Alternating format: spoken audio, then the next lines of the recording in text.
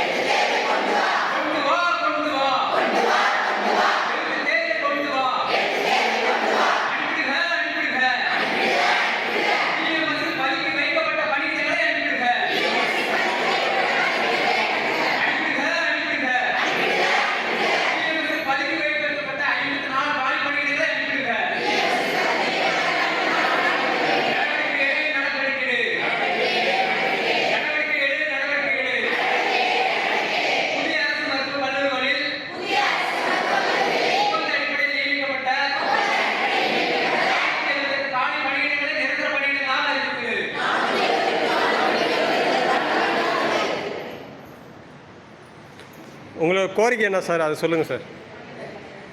எங்களோட பிரதான கோரிக்கை என்பது 10-15 வருஷமா அரசு வேலை இல்லாமல் தவிக்கப்பட்டு இருக்கிறோம். நாங்கள் எல்லாருமே பட்டய பயிற்சி குறித்த மருத்துவக் கல்லூரிகள் பயின்ற முறையாக பயின்ற, அதான் ரொம்ப முக்கியமான விஷயம். மருத்துவக் கல்லூரிகளில் முறையாக பயின்ற பட்டய மருத்துவ ஆய்வக உறுப்பினர்கள் எல்லாருமே படித்து 10-15 வருஷமா வெயிட் பண்ணிட்டு இருக்கிறோம்.